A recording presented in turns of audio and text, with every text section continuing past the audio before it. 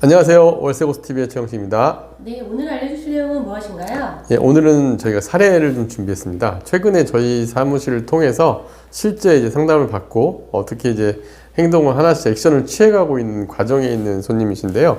오늘 소개할 내용은 좀 많은 분들이 좀 고민을 해볼 만한 내용입니다. 특히 최근에 정부에서 주택에 대해 세제도 강화하고자 하는 추세이기도 하고 또 이제 제한세도 강화한다라는 상황에서 은퇴하신 분들, 소득이 없는 분들이 고가주택을 보유하신 분들이 이제 주택을 좀 다운그레이딩하고 그 다음에 내가 이제 월세 소득을 좀 늘려가거나 아니면 은퇴 후에 생활자금을 좀 만들어갈 계획에 있는 분들이 좀 많을 거라 생각을 합니다. 그런 분들에게 딱 맞는 사례자분이시고 실제 은퇴 막 하시고 저희하고 상담을 했던 케이스입니다. 일단 현재 자산 현황을 보면 목동에 30평대 아파트를 하나 소유하시고 계신 분인데 한 동짜리 나홀로동 아파트예요. 근데 최근에 거기가 실거래 가격으로 한 15억 정도 계약이 돼 있는데 이 집을 매각을 하고 이제 자녀도 취업까지 한 상황이다 보니까 부부 2인이 좀 집도 좀 줄여가면서 그 돈을 활용해서 월세 소득을 좀 가져가면 어떨까 해서 저희 사무실을 통해 상담을 했던 케이스입니다. 심지어 아파트도 어느 지역을 갈지도 어느 정도 정해져 있어요. 그래서 고양시 향동지구 쪽에 저희가 예전에 한번 촬영했던 아파트 단지가 있었는데 거기에 한 28평 정도 되는 아파트로 이사를 하고 싶어 하고 집이 매각과 동시에 집도 이사하고 그 남는 자금을 활용해서 생활비도 한 300 정도를 만들고 싶어 하시는 케이스입니다. 그래서 300만 원에다가 국민연금 받고 하면 이제 자녀도 교육도 끝난 상황이다 보니까 뭐 자녀 결혼 자금까지도 준비하면서 갈 수 있는 방안을 좀 모색하는 상황이었습니다. 그래서 저희한테 처음으로 임대 사업을 한번 의뢰를 해보고 싶고 그 다음에 아직 집이 매각된 건 아닌데 매각을 좀 최대한 금매로 빨리 처분을 하려고 하신다고 하시더라고요. 그래서 어느 정도 가능한 금액으로 내놨다라고 얘기를 하시는데 일단 집을 매각을 하면서 이제 문제는 뭐냐? 임대사업용 부동산 자칫 잘못 사게 되면 또 주택수 문제가 발생할 수 있잖아요. 그래서 그런 부분 감안해서 가능하면 주택수 문제 없는 수익형 부동산을 먼저 투자를 한 2억 내외, 현재 현금을 한 1억 9천만 원도 가지고 있다 보니까 2억 내외 자금을 시작을 하고 그 다음에 집을 매각해서 이전까지 하는 한 1, 2년 정도의 과정을 좀 겪어갈 만한 사례자입니다. 아마 이런 케이스에 해당하시는 분들이 꽤 많을 거라 생각합니다. 주변에 보면. 그래서 그 내용으로 오늘 하나 설명드리고자 합니다. 저희가 그동안 월세고스TV에서 상담을 하면 물건 3가지 정도를 추천해주는 서비스가 있어요. 343 서비스라고 해서 그 서비스로 해서 저희가 이분에게도 물건 3가지를 추천해드렸는데 오늘 저희 여러분들한테 대상을 보여드리면서 한번 이렇게 물어보고 싶어요. 3가지의 케이스에서 여러분 같으면 어떤 걸 투자할지 한번 댓글로도 참여하시면 좀 저희도 좋은 의견들을 좀 받아들일 수 있을 것 같습니다. 저희가 추천을 했던 거는 3가지예요. 첫 번째는 서울 역세권의 구축의 업무용 오피스텔, 역세권에 실제 주거용으로 사용하는 게 아니라 업무용으로 사용하고 있는 오피스텔들도 은근히 많이 있습니다. 특히 뭐 광화문 지역이라든가 강남 지역, 그 다음에 뭐 여의도 지역 이런 데 가면 주거용처럼 생겼지만 실제 뭐 전문 사무실이라든가 이런 걸로 활용하는 오피스텔들이 있거든요. 그래서 강남에 있는 역세권 업무용 오피스텔 급매물을 하나 선택을 해서 찾아서 봤었고 첫 번째 물건을 갖다가 케이스로 생각을 해봤는데 이 강남 역세권의 오피스텔은 장점은 공실료는 일단 없습니다. 그리고 지역 가치도 아무래도 사람들이 선호하는 지역이 있죠. 반면에 단점은 수익률은 한 4%대 정도 나오더라고요, 보면은. 그리고 건물도 좀 20년 정도 된 노후화된 건물이라는 단점이 있었습니다.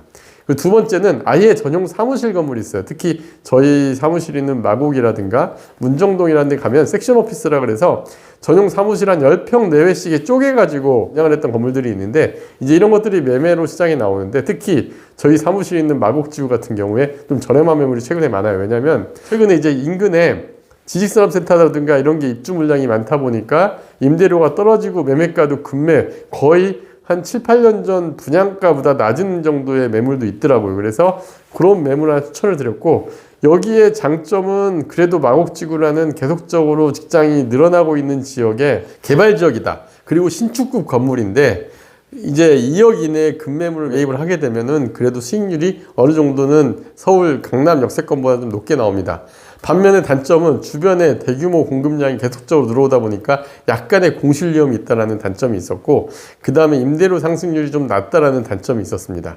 그리고 세 번째는 경기 신도시에 있는 학원상가도 매입이 가능해요. 한 2억 내외 자금이면 전용 15평 내외에 만세대 이상 주변 3개 이상 학교 매물가가 위치한 지역을 갖다가 선정을 했고 거기에 맞는 매물 찾다 보니까 요즘에 상가 시장이 굉장히 어렵거든요. 그러다 보니까 매매가가 많이 떨어져 있어요. 그래서 낮은 평당가로 저렴한 가격에 매입을 하면 수익률이 7%대 가까운 매물을 확인할 수 있었습니다. 반면 단점은 지역의 인지도가 좀 낮고 상가 시장이 전체적으로 어려우면서 황금성이 좀 떨어진다는 단점이 있어요. 그리고 두 번째는 학원 같은 경우는 단점은 임대료 인상이 한 번 임대료가 정해지면 어느 정도 매출 규모가 딱 정해진 이상은 올라가기 어렵거든요. 그러다 보니까 임대료 인상에 또 한계가 있습니다. 그래서 이런 장단점을 비교해보고 여기에 맞는 선택을 어떻게 할 것인가를 지금 고민을 하고 있는 상황인데 저희가 이제 어떤 선택을 하고 어떻게 할지를 이분을 갖다 포트폴리오를 한번 최종적으로 정리를 한번 해봤습니다. 그래서 포트폴리오 내용을 보면 사무시설과 오피스텔 그리고 상가 이게 비교를 한번 해볼게요. 실제 수익률은 이렇게 나옵니다. 역삼에 있는 사무실 오피스텔, 즉 강남권의 사무실 오피스텔은 매매가는 2억 500만 원인데 월세는 593만 원이에요. 그리고 마곡에 있는 사무실은 매매가는 1억 8천만 원인데 월세는 570만 원입니다. 그 다음에 경기 신도시의 학원상가는 파주 운정 신도시에 있는 학원상가인데 매매가는 2억 4천인데 월세는 2천에 130만 원. 벌써 수익률 차이가 꽤 크다는 걸 알 수 있고요. 취득세 같은 경우는 4.6%씩 동일하게 들어갑니다. 그리고 중개수수료까지 감안을 했을 때 역삼에 있는 사무실 오피스텔들이 한 5% 정도, 저희가 좀 급매물 찾다 보니까 임대 조건이 좋은 매물 찾았거든요. 그때 5.3% 정도 나왔었고, 마곡에 있는 사무실 같은 경우가 전용 면적 한 10평 정도 되는 사무실인데 수익률은 4.54% 정도 나왔습니다. 그리고 학원 상가 같은 경우는 거의 비용까지 감안하더라도 6.69% 정도의 수익률이니까 수익률 차이가 장단점이 딱 드러나는 걸 알 수가 있죠. 이런 선택권을 가지고 장단점을 분명히 드러나는 물건들인데 어떤 선택을 할지는 많은 분들이 좀 자기 상황에 따라 다른데 이분 같은 경우는 이렇게 선택을 하셨습니다. 만약에 이제 최종적으로 주거 이전 후에 자산 예상 금액을 뽑아봤어요. 이런 식으로 추천하면 어떨까 생각을 했는데 첫 번째는 고향 향동 아파트로 이사를 하면 내가 15억짜리 아파트에서 8억으로 주거 자산이 줄어들게 됩니다.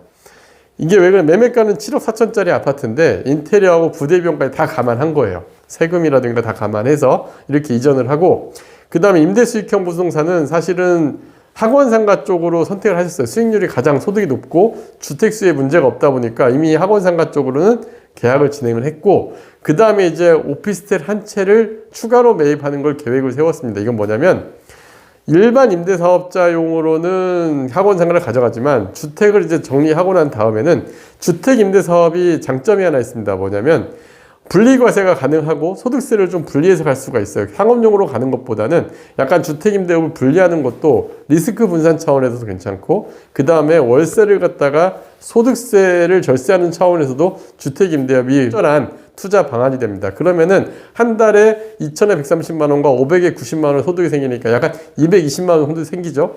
그리고 여기에 이제 국민연금 소득까지 하면 두 분이 생활하는 자금에는 전혀 문제가 없습니다.